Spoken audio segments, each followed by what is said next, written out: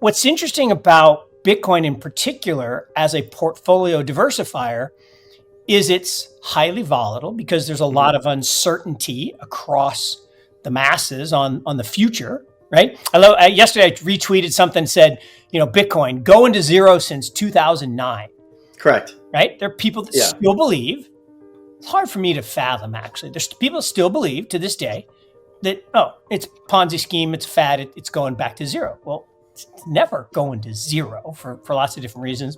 No. Now, that doesn't mean every day, every minute, but over the long term, if you add Bitcoin to a portfolio, your volatility overall goes down and your long-term compounding goes up. So says, people are adding it, and now you're seeing this relentless accumulation. Correct. By institutions, by individuals, by these Bitcoin Treasury companies. Mark Yusko offers a startling realization. Bitcoin is evolving into a vital component of international finance, not just a speculative asset. Yusko draws attention to a more profound shift, whereas the mainstream concentrates on daily price fluctuations. He clarifies that network growth, institutional adoption, and technological advancement are the main drivers of Bitcoin's rise. He claims that volatility is only a natural component of this process. Investors should realize that volatility is a sign of life, rather than being afraid of price changes. It conveys involvement, creativity, and paradigm shifts. Yusko cautions that people who wait for ideal stability frequently pass up the best chances. While volatility presents the possibility of exponential gains, inflation removes buying power inconspicuously. He contends that far than being a sign of weakness, Bitcoin's volatility is a reflection of future unpredictability. And for investors who are prepared to take action, that very uncertainty creates powerful openings. If you're intrigued by bold predictions and deep financial insights, make sure to like this video, subscribe to the channel, and turn on notifications for more engaging content. Thank you for your support and enjoy the video. It's great to be back. Lot to catch up on. Exciting times in the digital asset space. Bitcoin is on a tear, not necessarily just price. It's not number go up every day. I mean, there's volatility. And as Michael says, volatility is vitality. That's what creates the opportunity. One of the things that I find interesting is maybe many, but lots of people underperform long-term as investors because of one really simple idea, which is they fear volatility. Yeah. They fear price fluctuation, and therefore they don't act.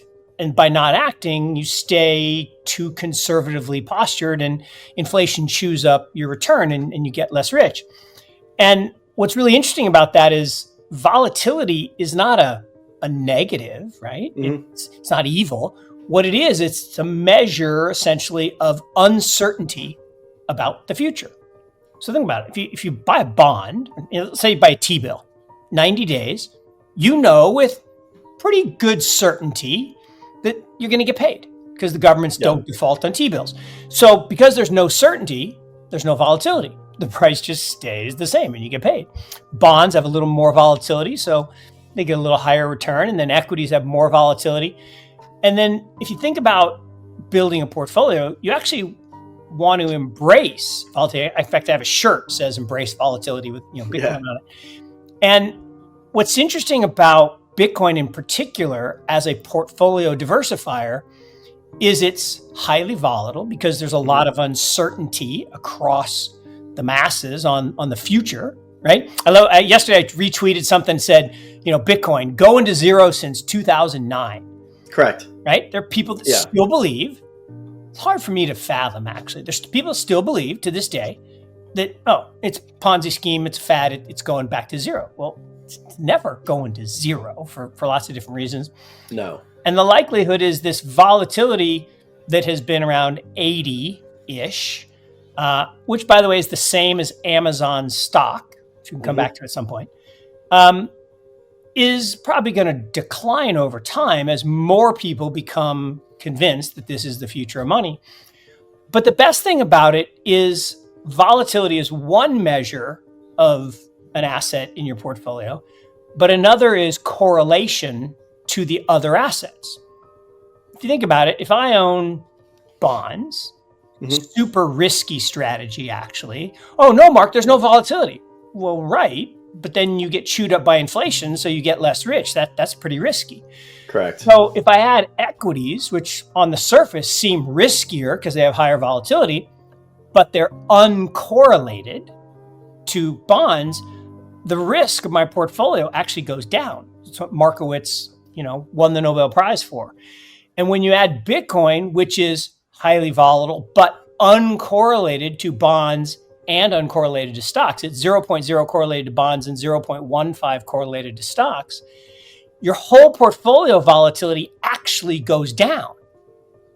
And no, that's not possible. Well, it is. Now, that doesn't mean every day, every minute, but over the long term, if you add Bitcoin to a portfolio, your volatility overall goes down and your long-term compounding goes up. So that says, people are adding it, and now you're seeing this relentless accumulation. Correct. By institutions, by individuals, by these Bitcoin Treasury companies. Fundamentally, Bitcoin restores genuine collaborative trading. No need to rely on large, centralized organizations, no middlemen, and no costly international banking costs. It is completely self-sovereign, verifiable, and programmable. Given that governments and central banks continue to devalue currencies and restrict financial freedom, this is more important now than ever. Mark Yusko clarifies that this transformation is a fundamental shift in thought rather than merely a change in technology. A world of decentralized freedom is replacing one of centralized control. It's a historic shift, much to how people went from exchanging animals to using money to now trading safe digital assets on the blockchain. To remain up to date on the most recent developments in Bitcoin, cryptocurrencies, and the digital economy, please take a moment to like this video, subscribe to the channel, and enable post notifications. Institutions are here, and yes, the ETFs are buying and hodling. And yes, some hedge funds are buying and hodling. And yes, some Bitcoin Treasury companies are buying and hodling. But alongside of that maturation of the market or institutionalization of the market, you've had the development of other derivatives. So now we have futures and we have options. And when the financialization of a commodity, now this is one of the be careful what you ask for things. Remember the whole argument about, Bitcoin's not a security. And we love that they called it a commodity. Do ya? Think about it. Why do you want it to be a commodity? Oh, because it's taxed better and then it won't be, crushed by the SEC. Okay, but think about it. Commodities, like gold, wheat, corn, oil, do they have high volatility or low volatility? Well, they kind of have high volatility. And can those markets be manipulated by the big institutions? Think about gold. Gold has been manipulated. And I love the fact JP Morgan got caught, right? Red-handed, caught manipulating the gold market, paid $1 billion, well, it's $960 million. So almost $1 billion fine. And they're like, without admitting wrongdoing. I love that part. Correct. Didn't do anything wrong, but we're paying this $1 billion fine. And the guy said, well, look, it's just a cost of doing business. We made $20 billion. We pay $1. That's not bad. Good business. 5%. Now, you shouldn't have been doing that. That's against the law, but they do, and they get away with it. And so the same thing happened. And it's not really talked about, but in 2017, Leo Melamed, who's the chairman or president, I can't remember, of Chicago Mercantile Exchange, made a very interesting comment that he said, we'll tame Bitcoin.